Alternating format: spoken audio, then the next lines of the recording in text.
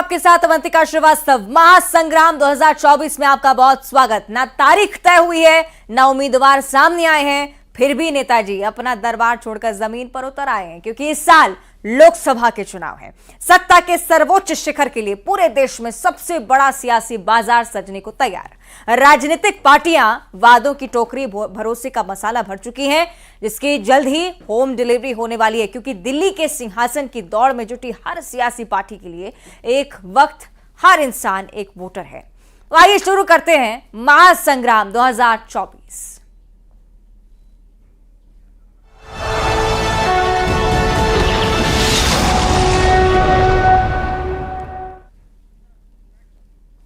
तो भोपाल की चर्चा करेंगे सबसे पहले, जहां चुनाव से पहले मध्य प्रदेश सरकार मेहरबान नजर आ रही है। युवाओं के लिए मोहन सरकार ने खजाना खोलकर रख दिया है। 1 फरवरी को मोहन सरकार रिकॉर्ड बनाने की तैयारी में एक दिन में एक साथ 7 लाख युवाओं को स्वरोजगार से जोड़ने की तैयारी। स्वरोजगार के लिए 5,151 करोड़ 18,90,000। लोकसभा चुनाव से पहले मेहरबानी इन तमाम युवाओं के लिए। तमाम ऐसे युवा जो बेरोजगार हैं मध्य प्रदेश में, जिनकी संख्या बहुत ज्यादा, उन पर सरकार मेहरबान नजर आती हुई। स्वरोजगार जिसके माध्यम मध्य प्रदेश सरकार 1 फरवरी से खोलने वाली, यानी कि कल का दिन होगा जब मोहन सरकार एक साथ 7 लाख युवाओं को स्वरोजगार से जोड़ेगी। व्यय कितना जाएगा, यह भी आंकड़ा हमारे पास है। 5,151 करोड़ की राशि जो युवाओं के रोजगार में खर्च की जानी है।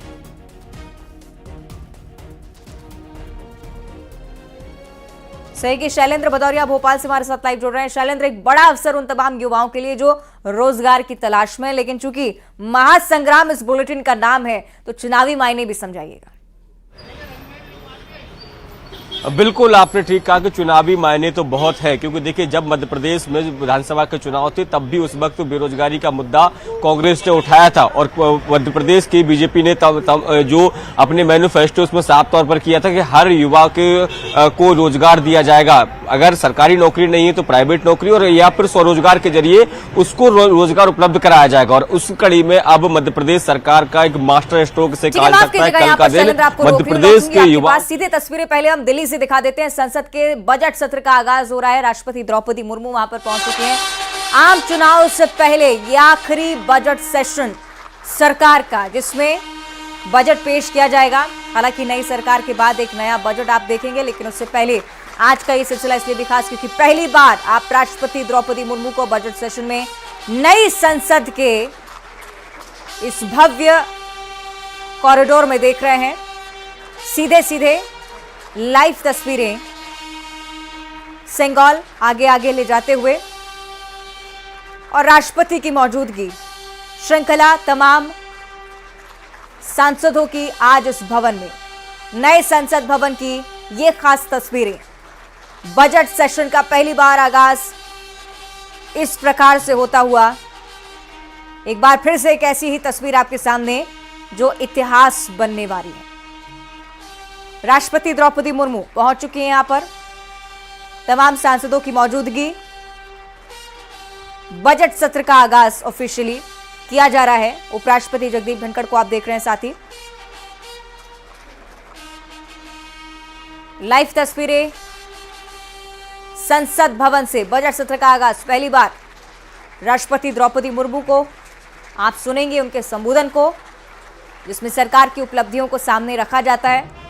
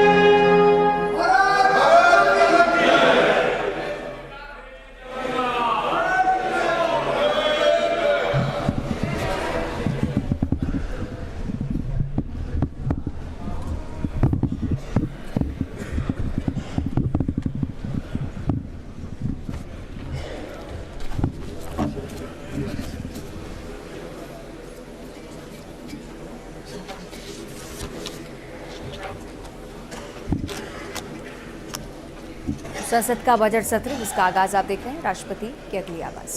माननीय सदस्यगण, सभी का नमस्कार।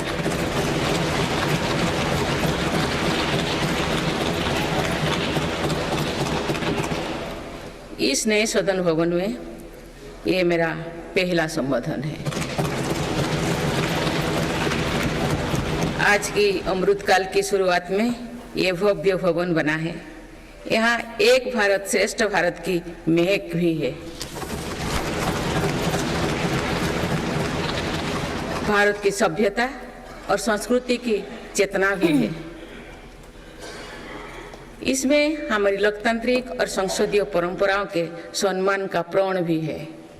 साथ ही 21वीं सदी के नए भारत के लिए नई परंपराओं के निर्माण का संकल्प भी है। मुझे पूरा विश्वास है कि इस नए भवन में नीतियों पर सार्थक संवाद होगा। ऐसी नीतियां जो आज़ादी के अमृतकाल में विकसित भारत का निर्माण करेगी। मैं आप सभी को अपनी शुभकामनाएं देती हूँ। माननीय सदस्यगण, ये हमारे संविधान के लागू होने का भी 75वां वर्षगांठ है। इसी कालखंड में आज़ादी के 75 वर्षों का उत्सव अमृत महोत्सव भी संपन्न हुआ है। इस दौरान देश भर में अनेक कार्यक्रम हुए। देश ने अपने गुमनाम स्वतंत्रता सेनानियों को याद किया। 75 साल बाद युवा पीढ़ी ने फिर स्वतंत्रता संग्राम के उस कालखंड को जिया। इस उत्सव के दौरान मेरी माटी मेरा देश अभियान के तहत देश भर के हर गांव की मिट्टी के साथ अमृत कलश दिल्ली लाया गया। 2 लाख से ज़्यादा शिला फलकम स्थापित किए गए। 3 करोड़ से ज़्यादा लोगों ने 5 प्राणों की शपथ ली। 70,000 से ज़्यादा अमृत सरोवर बने। 2 लाख से ज़्यादा अमृत वाटिकाओं का निर्माण हुआ। 2 करोड़ से ज़्यादा पेड़ पौधे लगाया गया। 16 करोड़ से ज़्यादा लोगों ने तिरंगा के साथ सेल्फी अपलोड की। अमृत उत्सव के दौरान ही कर्तव्य पथ पर नेताजी सुभाष चंद्र बोस की प्रतिमा स्थापित की गई। राजधानी दिल्ली में देश के अब तक के सभी प्रधानमंत्रियों की समर्पित म्यूजियम खोला गया। शांति निकेतन और होयबला मंदिर वर्ल्ड हेरिटेज लिस्ट में शामिल हुई। साहिबजादों की याद में वीरवाल दिवस घोषित हुआ। भगवान बिरसा मुंडा के जन्म दिवस को जनजातीय गौरव दिवस घोषित किया गया। विभाजन की विभीषिका को याद करते हुए 14 अगस्त को विभाजन विभीषिका स्मृति दिवस घोषित किया गया। माननीय सदस्यगण, बीता वर्ष भारत के लिए ऐतिहासिक उपलब्धियों से भरा रहा है। इस दौरान देशवासियों का गौरव बढ़ाने वाले अनेक पल आए। दुनिया में गंभीर संकटों के बीच भारत सबसे तेजी से विकसित होती बड़ी अर्थव्यवस्था बना। लगातार 2 क्वार्टर से भारत की विकास दर 7.5% से ऊपर रही है। भारत चंद्रमा के दक्षिण ध्रुव पर झंडा फहराने वाला पहला देश बना। भारत ने सफलता के साथ आदित्य मिशन लॉन्च किया। धरती से 15 लाख किलोमीटर दूर अपनी सैटेलाइट पहुंचाई। ऐतिहासिक G20 सम्मेलन के सफलता ने पूरे विश्व में भारत की भूमिका को सशक्त किया। भारत ने एशियाई खेलों में पहली बार 100 से अधिक मेडल जीते। पारा एशियाई खेलों में भी 100 से अधिक मेडल जीते। भारत को अपना सबसे बड़ा समुद्री पुल अटल सेतु मिला। भारत को अपनी पहली नमो भारत ट्रेन तथा पहली अमृत भारत ट्रेन मिली। भारत दुनिया से सबसे तेजी से 5G रोल आउट करने वाला देश बना।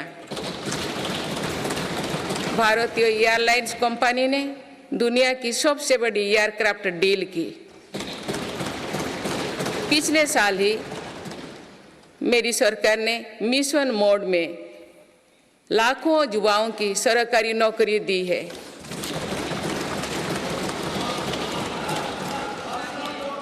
माननीय सदस्यगण, बीते 12 महीने में मेरी सरकार अनेक महत्वपूर्ण विधेयक लेकर भी आए। ये विधेयक आप सभी संसद सदस्यों के सहयोग से आज कानून बन चुके हैं। ये ऐसे कानून हैं जो विकसित भारत के संकल्पों की सिद्धि का मजबूत आधार है।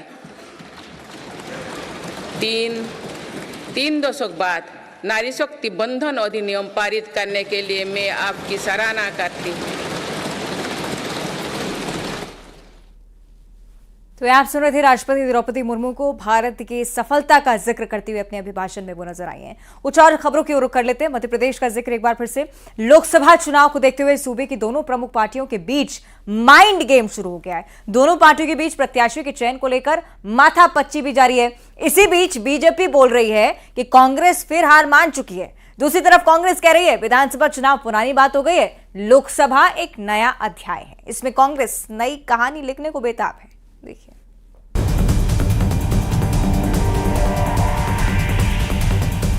मध्य प्रदेश में लोकसभा चुनाव की पिच पर उतरने से पहले बीजेपी कांग्रेस के बीच माइंड गेम शुरू हो गया है। प्रचंड बहुमत के साथ सूबे की सत्ता पर काबिज होने वाली बीजेपी ने पहले कांग्रेस का सुपड़ा साफ किया। अब आम चुनाव से पहले विपक्ष का मनोबल तोड़ देना चाहती है। इसके लिए माइंड गेम शुरू हो चुका है। चुनाव की आहट भले ही अभी दूर से सुनाई दे रही है, लेकिन सियासी चौरस पर मोहरें बिछाई जाने लगी है। बीजेपी कह रही है गांधी जी का सपना था आजादी के बाद कांग्रेस को खत्म कर दिया जाए। जनता गांधी जी के सपने को साकार करने की दिशा में कदम बढ़ा चुकी है। कांग्रेस के बड़े नेता चुनाव लड़ने से इनकार कर रहे हैं, लिहाजा कांग्रेस मैदान में उतरने से पहले हथियार डाल चुकी है। अपनी नीति, नियत और चरित्र के कारण पूरे देश में जनाधार खुदी कांग्रेस को उम्मीदवार नहीं मिल रहे हैं। और हमने अभी सोशल मीडिया और मीडिया में भी देखा है कि किस प्रकार से कांग्रेस के नेता आगे रहकर मना कर रहे हैं कि हम लोकसभा चुनाव नहीं लड़ना चाहते हैं। तो आज पूज्य बापू जी की पुण्यतिथि है और बापू का वो स्वप्न भारत की जनता पूरा करेगी, जिसमें बापू ने कहा था कि कांग्रेस को भंग कर देना चाहिए, कांग्रेस को समाप्त कर देना चाहिए। तो बापू का ये सपना आने वाले समय में भारत की जनता पूरा करेगी। और जिस प्रकार से भारत जोड़ो यात्रा निकाली भारत तोड़ने वालों ने, और जो भारत के साथ जिन्होंने सालों से अन्याय किया वो न्याय यात्रा निकाल रहे हैं, तो ये सब भारत की जनता देख रही है। विधानसभा चुनाव में करारी हार के बाद कांग्रेस हार माने या ना, बीजेपी वोटरों को संदेश दे रही है कांग्रेस को खत्म करना है। लेकिन विपक्षी पार्टी कह रही है विधानसभा चुनाव बीत चुका है, लोकसभा चुनाव का मौसम कुछ अलग होगा। कांग्रेस वापसी करेगी, जरूर करेगी और दमदार तरीके से वापसी करेगी।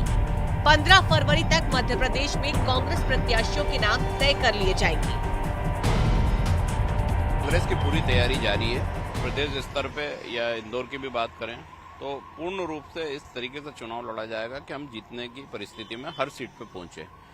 सारे नेता एकमत हैं कि सबकी सहमति से एक ही टिकट फाइनल किया जाएगा और कोशिश की जा रही है कि 15 फरवरी या उसके आसपास टिकट घोषित किए जाएं। उसके बाद हर कार्यकर्ता, हर पदाधिकारी कांग्रेस को विजय बनाने के लिए सक्रिय रहेगा। कांग्रेस को विश्वास है विधानसभा में हार के बाद लोकसभा चुनाव से पहले उम्मीद का सूरज उगा है, तो विजय की रोशनी से सराबोर जरूर होंगे। दूसरी तरफ सत्ताधारी पार्टी बीजेपी विधानसभा में मिली प्रचंड जीत की आभा से कांग्रेस के उगते उम्मीदवारों के सूरज को डंक लेना चाहती है। मिथिलेश गुप्ता, न्यूज़ 18 इंदौर। और यहाँ वक्त एक छोटे से ब्रेक का, फौरन लौटते हैं।